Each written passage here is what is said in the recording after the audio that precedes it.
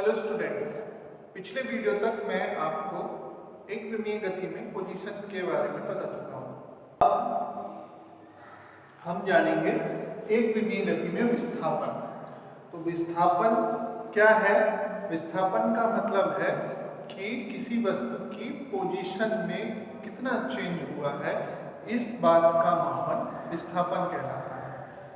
क्योंकि हम ये सब चीज गति के अध्ययन के लिए कर रहे हैं या गति को मापने के लिए कर रहे हैं, तो गति के मापन का मतलब है, जैसा कि हमने बताया था, गतिमान होने का, किसी वस्तु के गतिमान होने का या विरामावस्था में होने का पता कैसे चलता है।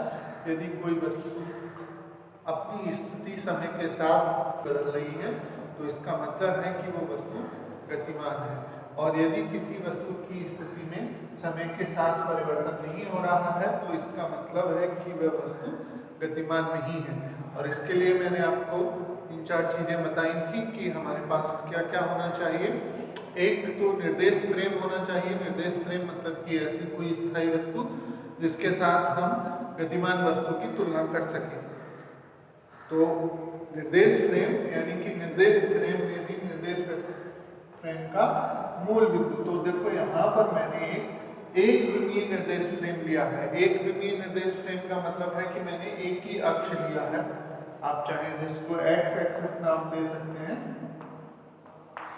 तो मैंने सिर्फ एक विमीय निर्देश फ्रेम लिया है, और इस एक विमीय निर्देश फ्रेम को या एक अक्ष वाले निर्देश फ्रेम से हम एक विमीय गति का अध्ययन कर सकते हैं। एक विमीय गति होने का मतलब यही है कि हम एक निर्देशांक के द्वारा ही उसकी गति को या उसकी स्थिति को डिफाइन कर सकते हैं। तो वस्तु के गतिमान होने का अर्थ हुआ कि वह समय के साथ अपनी स्थिति को बदल दे या बदल रही हो। तो अब उसके मापन के लिए हम उसकी स्थिति में अंतर को जानेंगे कि समय के साथ उसमें कितना अंतर आया है। मान लीजिए कोई वस्तु यहाँ पर है और कुछ समय बाद वो यहाँ पहुंच गई, तो उसकी पहली पोजीशन, ये इसको हम P1 लिखेंगे, और दूसरी पोजीशन उसको हम P2 लिखेंगे विद द डायरेक्शन, मतलब कि उसकी दिशा के साथ। तो हमने बताया यहाँ दिशा बहुत ज़्यादा दिशाएं नहीं है, सिर्फ एक ही विमा है, तो एक ही दिशा है, एक इधर धनात्मक और इधर ऋणात्मक। तो इसकी पोजीशन यानी कि P1 प्रारंभ में कितनी थी? प्रारंभिक पोजीशन इसकी थी 3। अब जो भी मात्रक हो, यहाँ पे हमें जो मात्रक लिखना है वो दूरी का मात्रक लिखना है, और दूरी का या लंबाई का जो ऐसा ही मात्रक है वो मीटर होता है।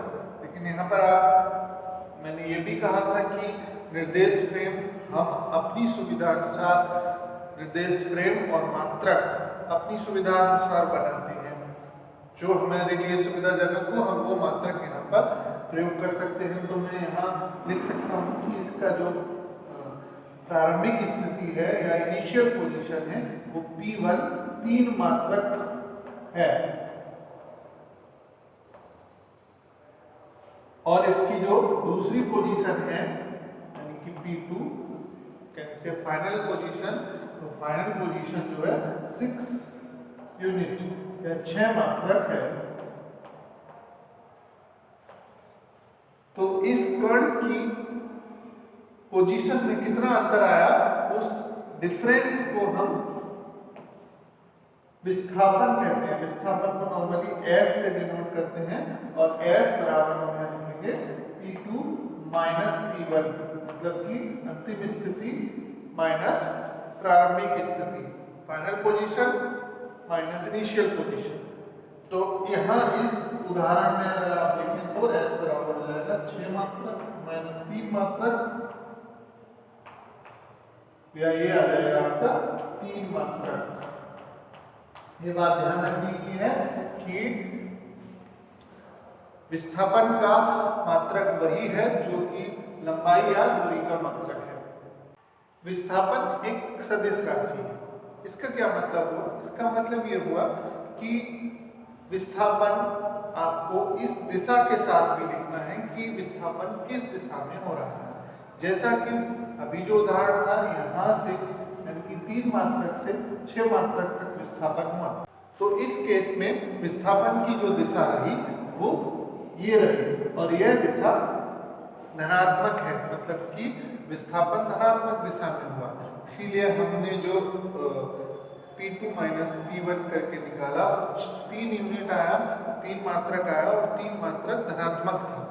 यदि हम इसका उल्टा कर दें, मतलब कि प्रारंभिक पोजीशन ये कर दें, मान लो कि शुरू में कण यहाँ पे था और बाद में कण यहाँ आ गया, अर्थात उसकी प्रारंभिक स्थिति P1 6 यूनिट थी और P2 अंतिम स्थिति P2 3 यूनिट थी।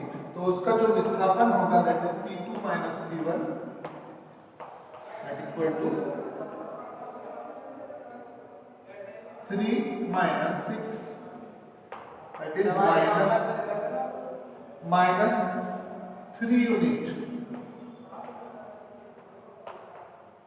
तो इसका अर्थ ये हुआ कि जो विस्थापन हुआ है वो ऋणात्मक दिशा में हुआ। ऋणात्मक दिशा इधर की दिशा को हम ऋणात्मक कह रहे हैं, तो विस्थापन ऋणात्मक दिशा में हुआ है। ऐसे ही अगर मान लीजिए प्रारंभिक स्थिति ये है P1 minus 2 unit and final position ये है 4 यूनिट, यह आपका अंतिम स्थिति है, तो विस्थापन S बराबर P2 माइनस P1 ये बराबर हो जाएगा 4 माइनस 2, मतलब कि 4 प्लस 2 दैट इज 6 यूनिट। आप यहाँ नॉर्मली इनके भी आप देख सकते हो, यहाँ से यहाँ तक का विस्थापन 6 यूनिट, जबकि ये इधर से इस दिशा में है कि दिशा विस्थापन की ये है।